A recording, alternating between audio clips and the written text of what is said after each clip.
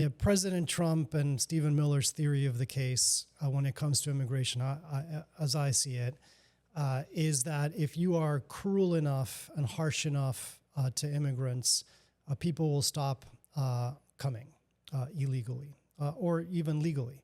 And I think that's by design, right? So the family separation policy, that was obviously beyond the pale, but it was designed. It was by design. It was by design to present parents with an impossible decision about whether to all leave together or have their children basically kind of ripped from their arms. The cruelty is the point. The cruelty was the point of those policies, right?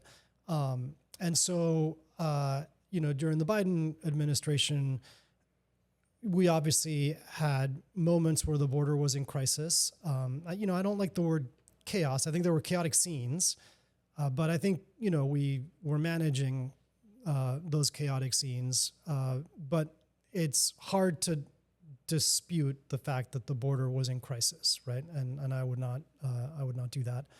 Well, so paint us a picture about the border deal as it was being negotiated. So, I think to President Biden's credit, I think his first instinct was always to work with Congress. And I think, again, in this specific world, the world of immigration, those laws haven't been updated in decades, right? And so when we were facing, in late kind of middle 2023, a pretty huge surge in migration again, we were tasked with working with a bipartisan group of senators to negotiate a deal that would kind of solve the crisis at the border once and for all. It was a hard negotiation. It was a difficult conversation. I think there's not a lot of trust in the room between the parties on this issue.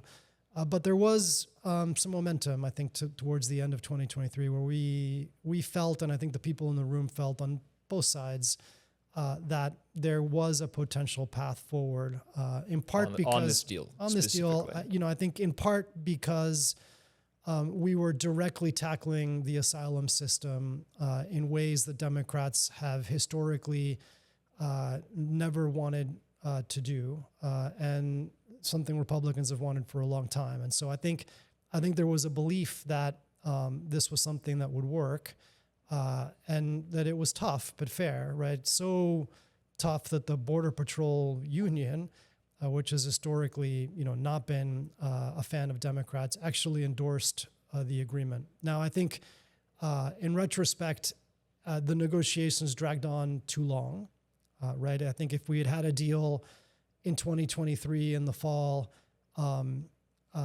maybe the story would have been different. But by the time there was a deal, it was already 2024, and the kind of national election was starting to kick off. And obviously, President Trump intervened at that point, because, again, and I can't stress this enough, he wanted to see the border in crisis, right? He did not want to actually. He wanted the deal to fail. He wanted the deal to fail. He didn't want a lasting solution here because it is in.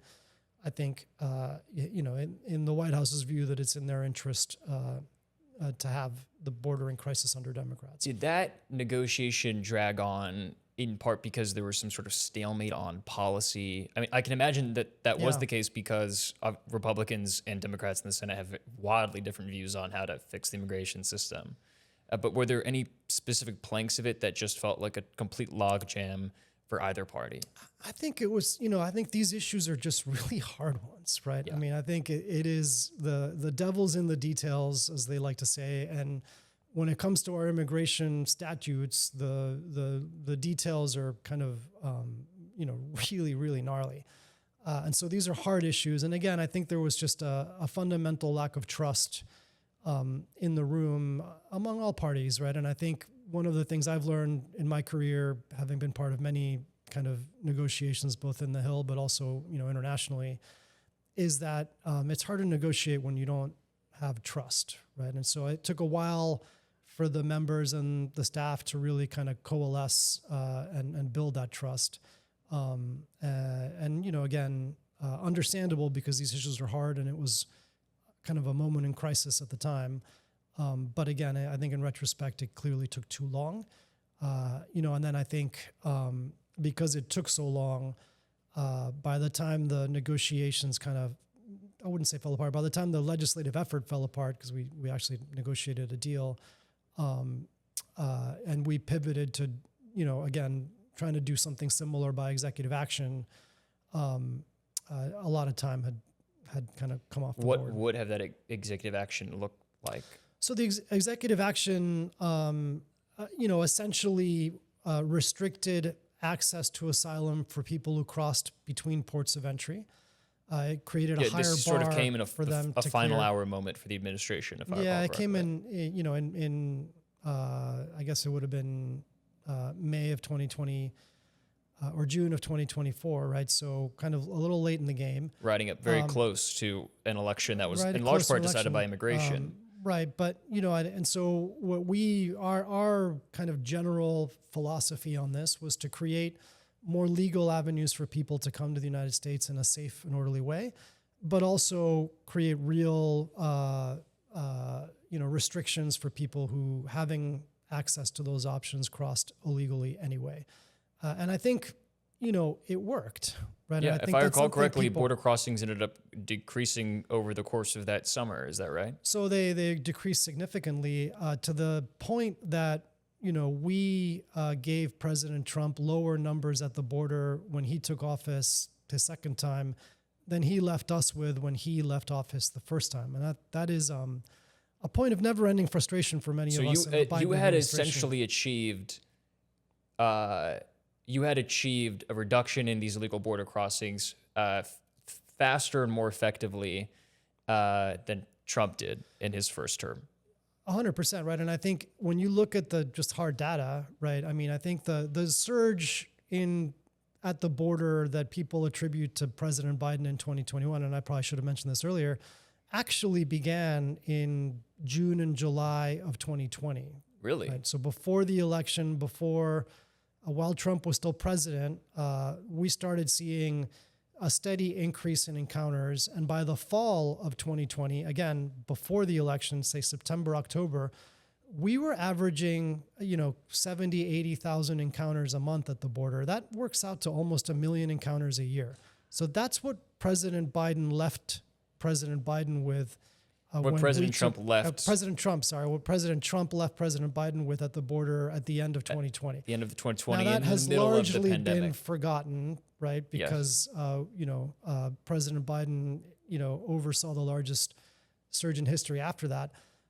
But when we left office, I think we were averaging maybe 30 to 40,000 encounters a month, significantly below what President Biden inherited from President Trump. And that's all with executive action to make up for the fact that a border deal was not Right. going to come to fruition. 100%, right? And so people will ask, like, well, why didn't you do that sooner? That's a I good think question. That's a good question. Why do you think that is? I think for a number of reasons. I think, again, one is that President Biden really wanted to get a legislative deal first. So that was kind of the first effort, right? And that took longer than any of us wanted it to or hoped it would. I think the second one is just a harder one, right? Which I think the restrictions on asylum that we promulgated by rule were things that many on the left saw as a betrayal. And I think that was hard politically to do earlier for the White House. Now, that's not to say, there weren't people pushing for that sooner.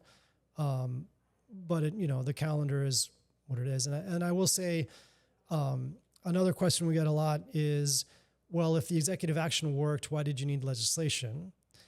Right. And this is another one of those where that executive action was immediately, we were immediately sued by Texas on it and also by the ACLU.